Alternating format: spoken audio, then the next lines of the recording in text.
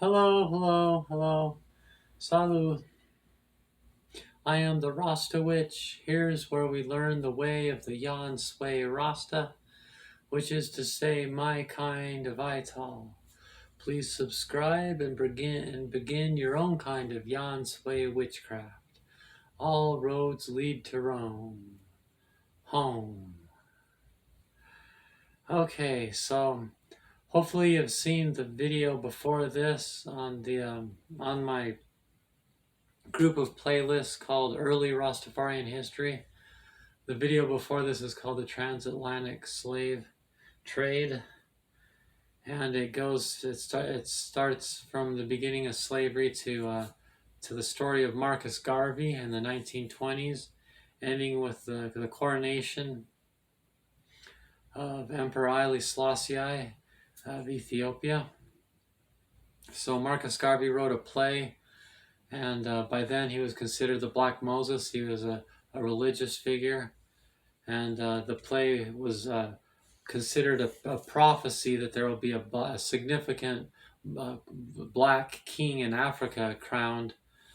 Marcus Garvey also popularized and taught something that existed before him called Ethiopianism, which is basically mostly the teachings about Ethiopia in the Bible, but everything else kind of metaphysically gathered together. You know, that the Garden of Eden is in Ethiopia, and you know, just like that Ethiopia is means all those things, and what it means, Ethiopianism it was called. So all that, I'm sorry, it's at the end of the day. I'm tired. Been at work all day and just went on a big long walk. Like I always do, I walk a lot. This is really exciting information. So here we're getting into the really the birth of Rastafari. But the video before this is very significant too.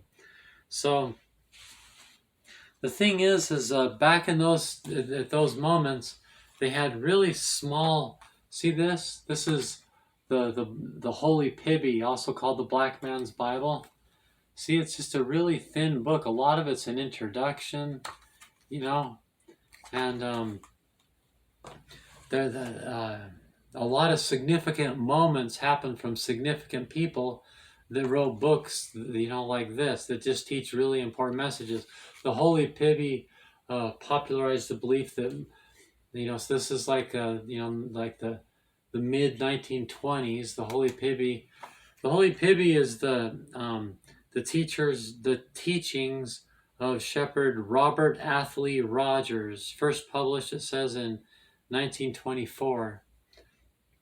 And by 1926, its concepts were way established. The followers, so his name was Robert Athley Rogers, and the followers of this, that they came from this book, called themselves Athlyites, I believe it was. Definitely from the name Athley, Robert Athley Rogers. I think they were called Athlyites or something like that. And so you can see there he is there. So the revivalism is like a type of Baptist, you know, like a Pentecostal revivalist type movement, you know. So basically like you know, like you think of with black churches, you know, the singing and all that stuff. So there was a lot like that. So you have to remember, because of the days of slavery, these are very poor people, and some of the stories. So I've read many books and watched many videos and stuff. So I don't always remember where the quotes come from, but I've heard it said from at least two people that people in that time were very poor, and so I think Peter Tosh said this too. And so church was what they had to do. They would go to church more than once a week, you know, because church was kind of like the free service for entertainment and for education and for things, you know. So so anyway, so the Holy Pibby teaches, you know, the popularizes and gets this going about Marcus Garvey, and everybody's looking at Marcus Garvey, and then he makes that prophecy, and then Haile Selassie is crowned emperor, and then that takes hold. Another significant book, it's also a real thin book, is called The Royal Parchment Scroll of Black Supremacy. So Black Supremacy is a big thing, by Reverend Fitz Ballantine Pattersburg. So this book is also, just the concepts that are being referred to here. The concepts start from somewhere. These teachings, and especially coming out of these books, are kind of like the manual for these teachers. Come from these books. I love that picture. Look at that. See that? Like this. Like, don't be late for the wedding. And so black supremacy as something. So like, I think one of the reasons that some of these books only black people in the 1920s were supposed to read, and I've read other books like that, and black supremacy is part of the vocabulary of the day. Not just in this book. So you have to understand the extreme case. A man back in those days would have to support his family with only making enough money to like buy a couple loaves of bread, and he has to support his whole family on that. So they had to be really reliant on the free water and the, it's humble. We're talking about some people in extreme humble situations, barely making it. So black supremacy is, like accusing them of being racist. Black supremacy, also you're racist, is really to misunderstand what's going on here. These are, that when a person's beaten down that much, you have to do that. You would do it too. Individuals do that. If you're beaten down and kicked out, homeless, kicked out of if you're beaten down far enough, the only way you're going to make it is if you really start, believing in yourself and getting that type of strength going on. So that's really important. So those are some key moments, but the main thing is Leonard Howell. So Leonard Percival Howell is the one that should be known as the first Rastafarian. But so far we've talked about the Athleites with Robert Athley Rogers and the Holy Pibby. We talked about the Royal Parchment Scroll with Reverend Fitz Ballantine Petersburg, and now we're talking about Leonard Howell, and there's more teachers, and Marcus Garvey. So we have all these teachers teaching these concepts. So you'd say, so why should Leonard Howell be credited as the first Rastafarian?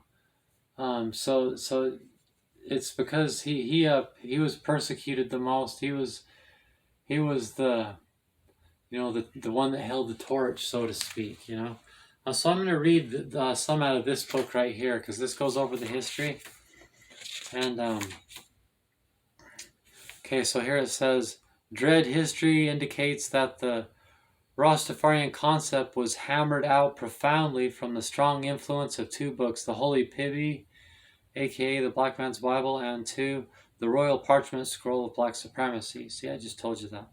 The former title was published in Newark, New Jersey in 1924, while the latter was published in Jamaica during 1926.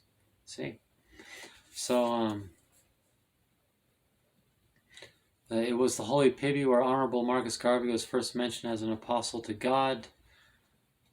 Okay, so skipping forward.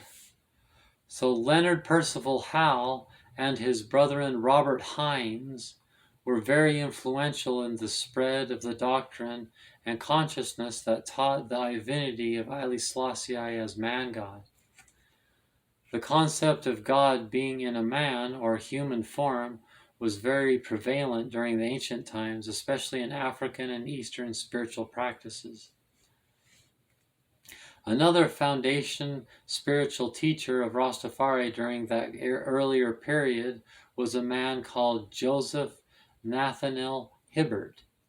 Hibbert was an astute metaphysician scientist. In fact, teacher Hibbert was already preaching the divinity of Haile Selassie in Jamaica before the return of Howell to the island in 1932 from the USA. The great teacher of Ethiopianism at that time was a man called Archibald Dunkley. Dunkley, however, preached that the King Rastafari was the Black Christ returned in the flesh in his kingly character. Nonetheless, it was Howell who fashioned and molded the Rastafari way of life. So, they were teachings floating around out there, but Howell's the one that combined it all and made it into something. In The Promised Key, see, so then, like I told you, these thin books, so then Leonard Percival Howell writes his own book too, like that, called The Promised Key.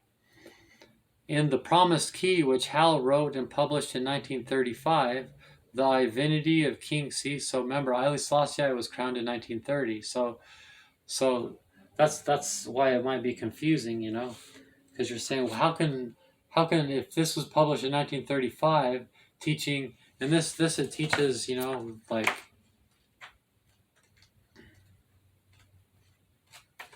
it's really short, like, see, it's like pictures of Empress Menen right there, and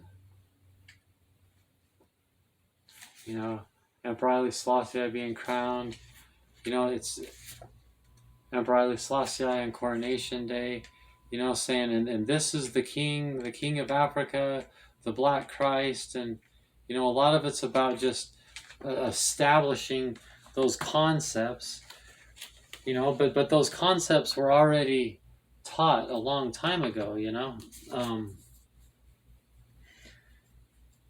and then in 1930s when it all happened. So it should be said that Rastafari really happened in 1930. Just the concept of that. Marcus Garvey said a black king and queen shall be crowned, and then in 1930 Emperor Haile Selassie was crowned. But it just took a while to put it all together. So in 1935, when Leonard Howell wrote this book, and that was the true marriage of all these concepts in a real concrete way. But you wouldn't say that Rastafari started in 1935 because that's when that book came out, because there already were Rastafarians for 4 years at that time.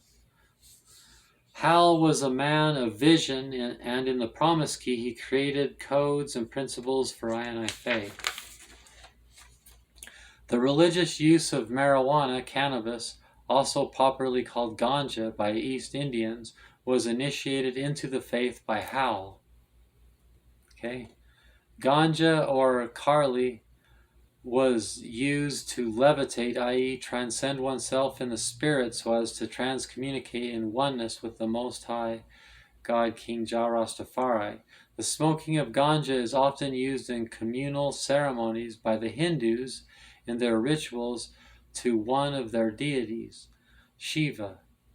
The use of religious and ceremonial ganja was constantly used by African field slaves on the plantation. Ganja was often used by the Kuminas people, a group of slaves from West Africa who practiced the Kumina rituals and thus smoked marijuana as a means of spiritual communication with their ancestors.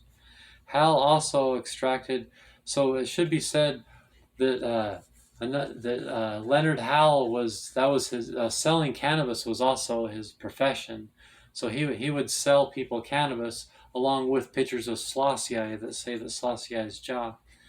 Howell also extracted practices from the African spiritual traditions, remnants of which were still strong in the Caribbean, vis-a-vis in Jamaica, in the form of kumina, or as it is called in Jamaica, pocomania.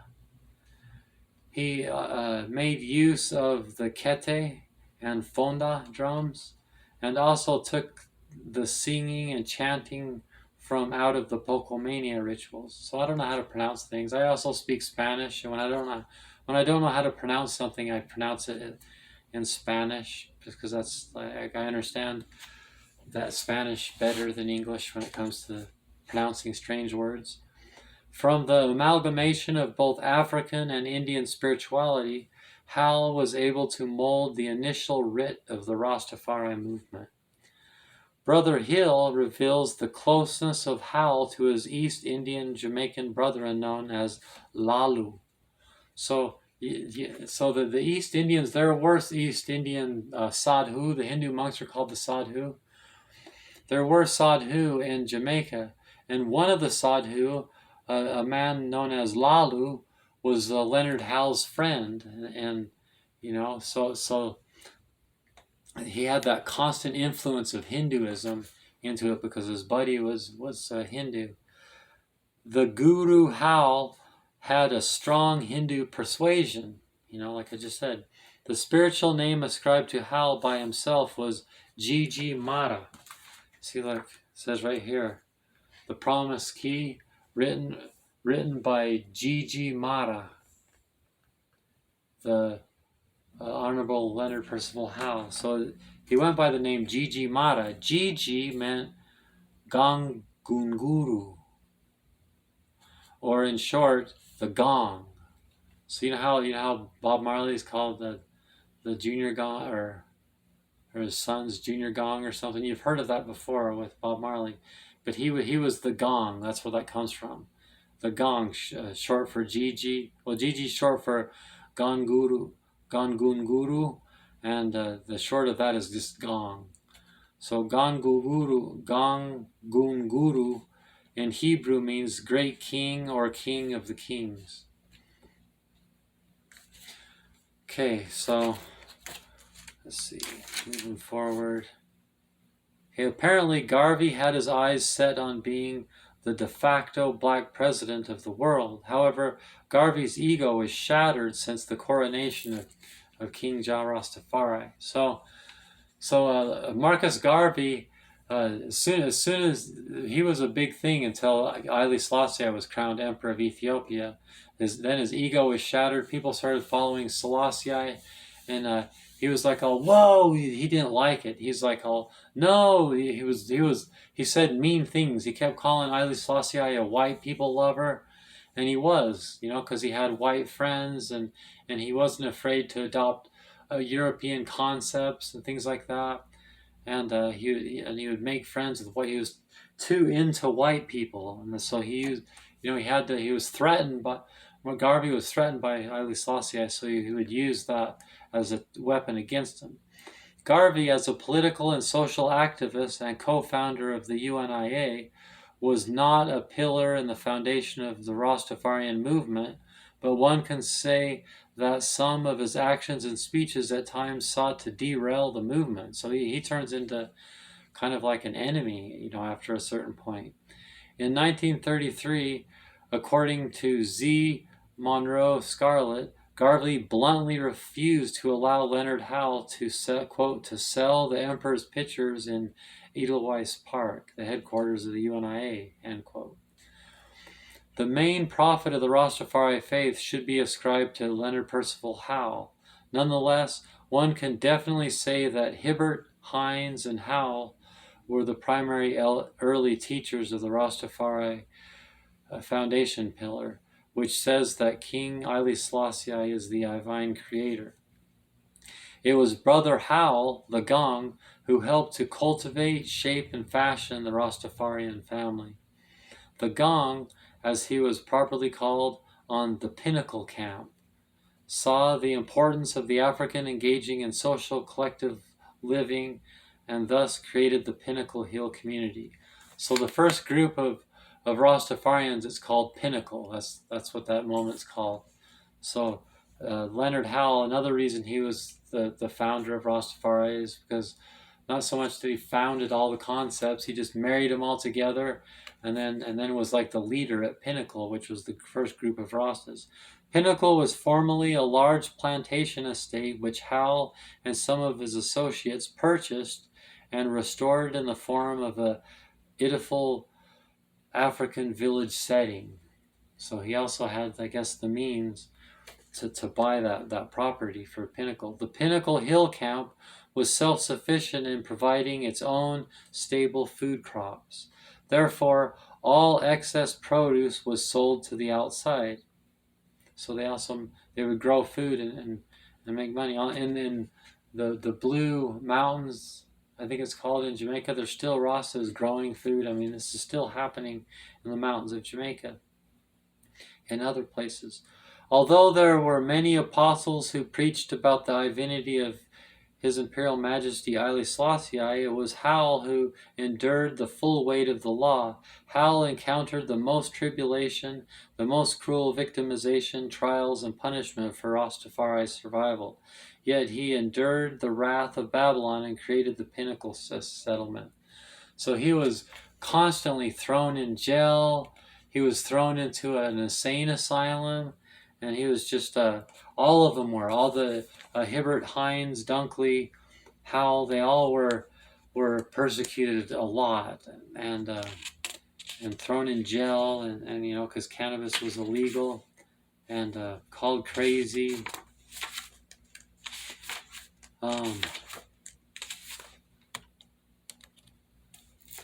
Okay. While at first glance it might appear strange that the prophet of Rastafari religion in Jamaica should have chosen to adopt an East Indian ritual identity, the ambiguity disappears when it is cast within the context of the spirit mystic world of Jamaican revivalism. In his study of the revival cults in Jamaica, Edward Siaga notes that in the rituals of Pocomania, the use of drumming occurs only, quote, where East Indian spirits are involved, end quote. He places them in the category called ground spirits, and other two constellations being known as heavenly spirits and earthbound spirits. But Siaga also informs us that among revivalists, the source of their magical beliefs, termed science, are to be found in, quote, the numerous books published by the De Lauris Company of Chicago, USA, end quote. And he tells us that the most popular of such works is, quote, the name of the book is The Great Book of Magical Arts, Hindu Magic, and Indian Occultism. I would like to get that book. That I haven't read. I've read most of the other main books for this beginning point in time, but that's one that I just want. I don't know if I can find it. In the polytheistic universe of Jamaica folk religion, therefore, East Indian spirits mix with Hindu occultism to produce a genuinely mystical appeal, a finding that is confirmed by Leonard Barrett in his study of, quote, witchcraft and psychic phenomena in Jamaica, end quote. In a recorded interview with one whom he describes as a genuine Obeah man, Obeah is another type of magic on the island, Barrett was told about his communication with the great Indian mystic Tagore, who was also described by the informant as being good as gold. On the basis of such appeal, therefore, it comes as no surprise that Howell should choose to invest his spiritual personality with the cosmology of Hindu mysticism. So you know, like I said, these are ex-slaves trying to find the religion that was stolen from them. You know, so they're going. It turns into like this African bushcraft. You know, like this African like bush doctor. I mean to say, shaman thing mixed with these heavy Indian influences because of Leonard Howell, who shaped all these moments and everything. So that's like the 1930s. Another moment I want to bring up is, here's another book. This is called The Groundings with My Brothers. When the Rastas would get together, I should mention, at first they actually had beards. There was a point in time when you know, before Pinnacle, that they would grow beards instead of dreadlocks, and they would call each, you know how nowadays they say, hey Dread, what's going on Dread? They would call each other Beard. Hey Beard, what's going on Beard? and they would grow beards because Selassie doesn't have dreadlocks; he has a beard, right? And and they wouldn't smoke cannabis. They actually started smoking tobacco, and they would inhale the tobacco in their nose, and they would try to get visions by inhaling the tobacco directly in their nose, just to get see if they could get visions, you know. And then later came together all the things I already mentioned about the cannabis, especially with Leonard Howell, which was a major improvement. You know, cannabis sucks. And I've read in one book that they would mix together, you know, at those times they'd put in just a little pinch of tobacco in their cannabis and a little drop of water. They would just use the chillum. If you've seen old videos of Rastas, you see them with that little like ceramic bowl, like a coconut with like a ceramic pipe thing, and then like this tube coming out of it. That design comes from India. There's lots of heavy influences from the sadhu. But I think of all the books I've mentioned so far, like Walter Rodney is a big one. So Walter Rodney is like the '60s, you know. He's like the next generation, you know, and that's Walter Rodney right there. And he ends up getting killed. He was like big. He was banned from Jamaica because every time he would talk, everybody would get too excited, and he was actually killed. In 1980, June 13th, 1980. So this is man, this is the one you want to read. You know, if you really are into the history, you know, it's called early Rastafarian history because it really, you know, a lot happened since then. This is where right now we're talking about how it started. This is how it started. You know, Walter Rodney is like it's already started, and then comes Walter Rodney, who's incredible, and he becomes a doctor, Dr. Walter Rodney. And so this book is incredible. Walter Rodney sounds incredible. If I could go back in time, I would really like to see Walter Rodney give a speech. See, there's Marcus Garvey with his Napoleon hat. Oh yeah, and then the dreadlocks. So in 1936, Haile Selassie was the Italians came and took over Ethiopia, and Haile Selassie had to go into exile from 1936 to 1941 for 5 years. He went into Bath, England, and gave a bunch of speeches. A famous speech, and including the one he gave in defense of Ethiopia to the League of Nations. But he actually gave the song "War" by Bob Marley. It said that that's from that speech, and it is. But I collect speeches of Haile Selassie.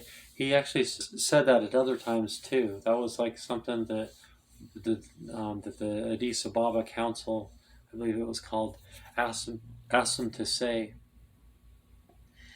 or something like that. But it's fantastic. If you've never heard the song "War" by Bob Marley.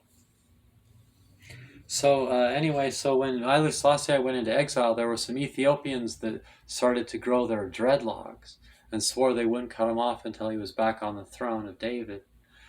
And at the same time, there was this African freedom fighter, Kojamoto Kama. I can't remember his name in African, but it translates into English "Burning Spear."